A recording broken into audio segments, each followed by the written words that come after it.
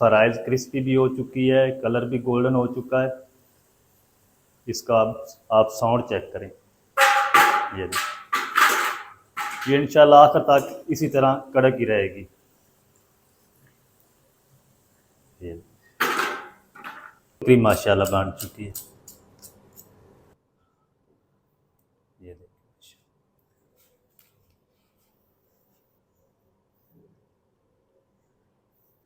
बिस्मिल्लाहिर्रहमानिर्रहीम। अस्सलाम वालेकुम वर्माऊँ शेफ फयाज और आप देख रहे हैं मेरा यूट्यूब चैनल।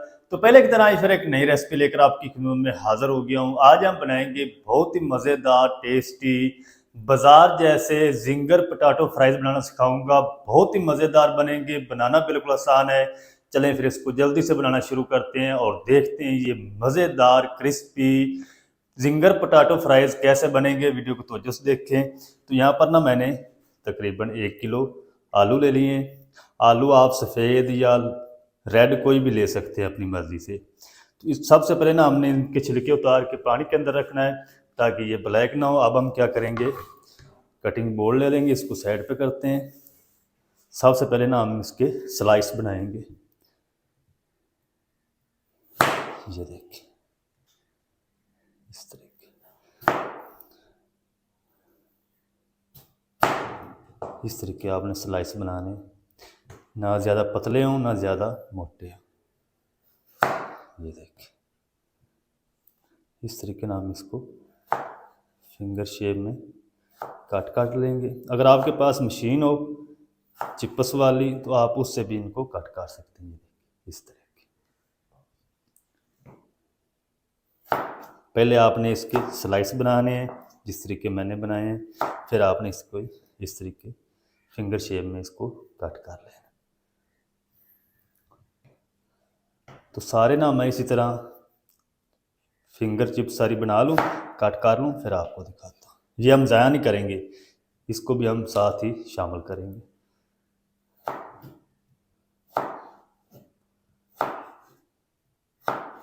ये देखिए इस तरीके। तो इसको काट करके ना आपने पानी के अंदर सजाना है ताकि ये कलर अपना चेंज ना करें। ये देखिए इसको भी हम कट कर लेंगे इस तरीके। सारी फिंगर चिप्स मैं कट करके पानी के अंदर रख लूँ, फिर आपको दिखाता हूँ। तो चलें जी, माशाल्लाह जी सारी मैंने चिप्स कट करके रेडी कर लिए फ्राइज़।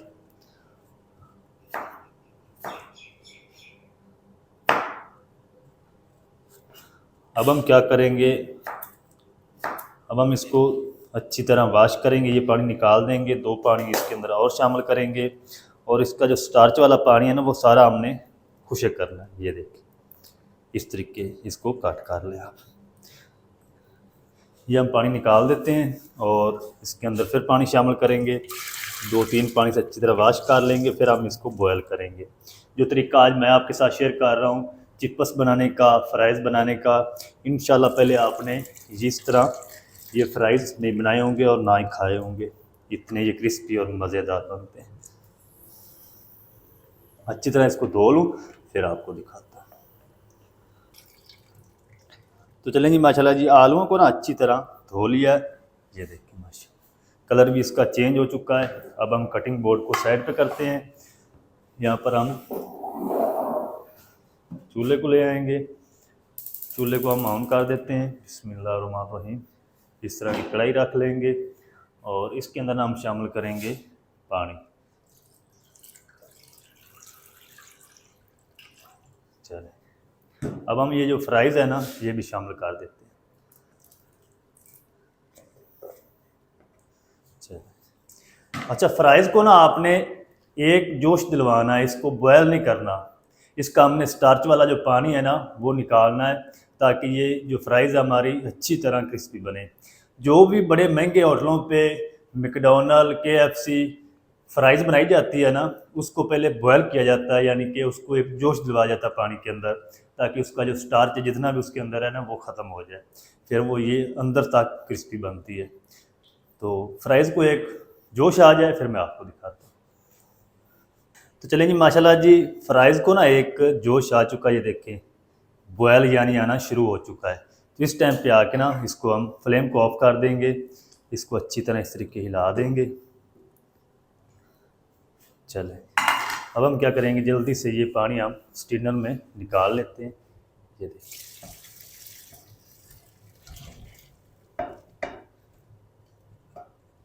चले,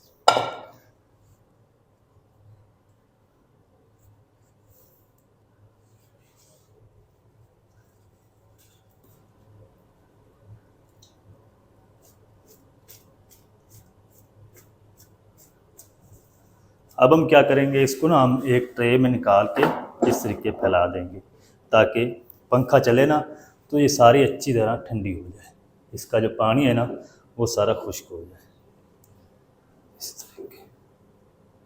अब मैं पंखा चला दूंगा, इसको 5 से 6 मिनट ठंडा होने दूंगा, फिर मैं आपसे मिलता हूँ। तो चलें जी, माशाल्लाह जी, फ्राइज़ को ना मैंने अच्छी तरह ठंडा कर लिया है और अब हम क्या करते हैं, इसको साइड पे करते हैं, चूल्हे को यहाँ पर ले आएंगे। सबसे पहले हम क्या करेंगे, कढ़ाई रख लेंगे और फ्लेम को ऑन कर देंगे। बिस्मिल्लाहिर्रहमानिर्रहीम। इसके अंदर हम शामिल करेंगे ऑयल। ऑयल को गर्म होने के लिए साथ छोड़ देंगे, बाकी हम दूसरा काम कर लेते हैं। अच्छा, ऑयल का कलर इसलिए थोड़ा सा येलो है क्योंकि इसके अंदर मैंने चिकन को फ्राई किया था तो उसके अंदर येलो फूड कलर शामिल किया था, इसलिए इसका जो कलर है ना थोड़ा सा येलो है। तो साथ हमारा जो कुकिंग ऑयल है ये भी गर्म होता रहेगा, उतनी देर में हम ये जो फ्राइज़ है ना इसकी मिक्सिंग कर लेते हैं। मिक्सिंग बाउल ले लेंगे एक खुला, इसके अंदर हम ये फ्राइज़ शामिल कर लेंगे। चलें, सबसे पहले ना हम इसके अंदर शामिल करेंगे 2 अंडे। 1 किलो है तो इसके अंदर 2 अंडे काफ़ी होंगे।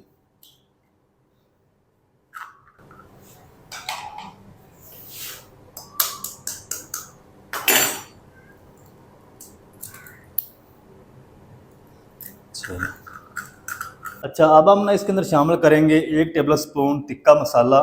ये मैंने घर में बनाया है, आप किसी भी ब्रांड का बाज़ारी मसाला ले सकते हैं। और 1 टीस्पून या अपने टेस्ट के हिसाब से नमक शामिल कर लें। अच्छा, अब हम क्या करेंगे, इसके अंदर शामिल करेंगे 4 टेबल स्पून, ये खाने वाले चम्मच, ये टेबल स्पून ही होता है, मैदा शामिल कर देंगे। इसको अच्छी तरह मैंने छान लिया है, ये 4 शामिल करेंगे। चलें, और 2 चम्मच हम इसके अंदर कॉर्नफ्लोर शामिल कर लेंगे। अगर ये नहीं है तो चावलों का फाइन आटा शामिल कर लें, अगर ज़रूरत हुई तो बाद में हम शामिल कर लेंगे, एक साथ सारा आपने शामिल नहीं करना। अब हम क्या करेंगे, इसको ना अच्छी तरह सारी चीज़ों को मिक्स कर लेंगे, पानी नहीं शामिल करना, बाद में चेक करेंगे, अगर ज़रूरत हुई तो शामिल करेंगे, क्योंकि अंडे हैं तो उसको चेक करके फिर हम शामिल करेंगे। अच्छी तरह मिक्स कर लिया है। अभी ये जो क्रम्स है ना ये कम है। अब हम क्या करेंगे, इसके अंदर 1 टेबल स्पून कॉर्नफ्लोर और शामिल करेंगे, 2 टेबल स्पून हम इसमें मैदा और शामिल करेंगे। चलिए, फिर से मिक्स करेंगे।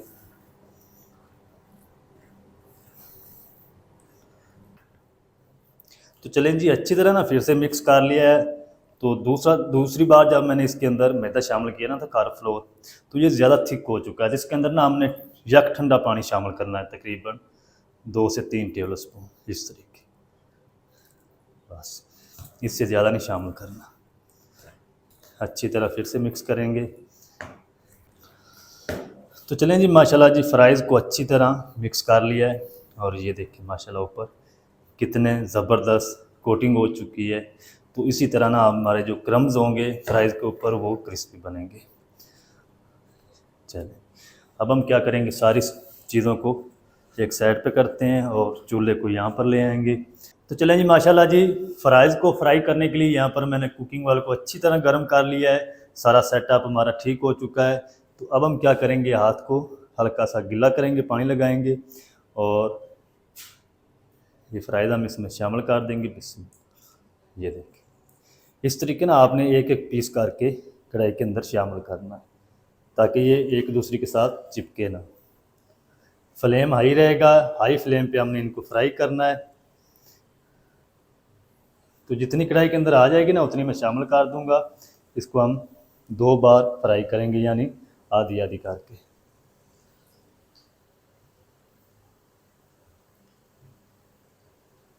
चलें, इसको ना हम तकरीबन 2 से 3 मिनट तक इसी तरह फ्राई होने देंगे। फ़ौरन से आपने इसको हिलाना नहीं है, नहीं तो सारी जो कोटिंग है ना वो उतर जाएगी।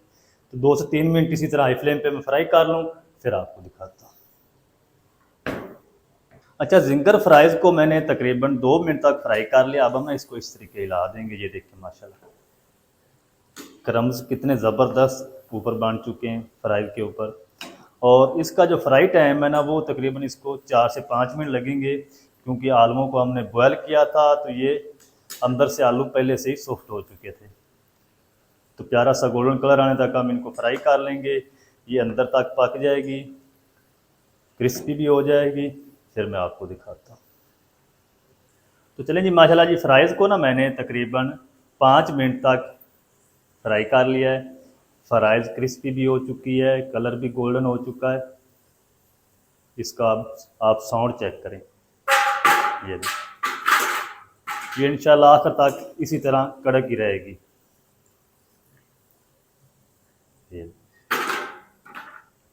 तो आप भी ज़रूर ट्राई करें, इंशाल्लाह आपको मज़ा आएगा।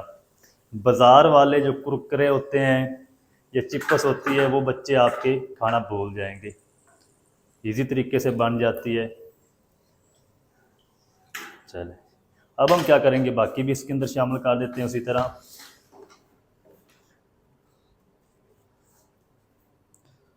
बिस्मिल्लाह। तो सारी ना मैं इसी तरह फ्राई करके रेडी कर लूँ, फिर आपको दिखाता हूँ।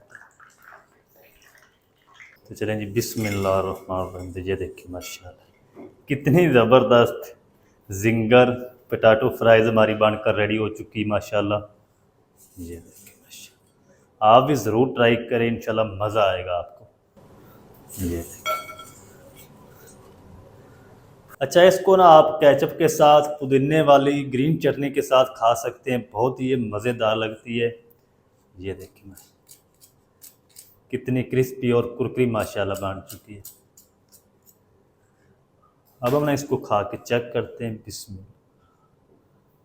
ये देखिए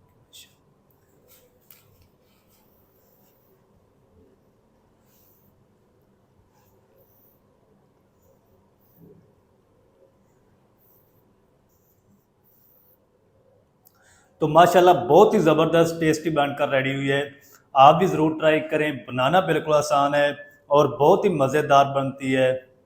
बाज़ार जैसी कड़क क्रिस्पी जिंगर पोटैटो फ्राइज़ आप घर में किस तरीके से बना सकते हैं, तमाम तरीका आपके साथ शेयर कर दिया है। वीडियो अच्छी लगे वीडियो को लाइक कर दें, चैनल पर नए चैनल को भी सब्सक्राइब करके बेल आइकन को ऑल पर प्रेस कर दें, ताकि इस तरह की हर नई आने वाली वीडियो आप तक पहुंच सके। मिलते हैं एक नई वीडियो के साथ, तब तक के लिए शेफ फयाज को दीजिए इजाज़त। दुआ में याद रखें। अल्लाह हाफ़िज़।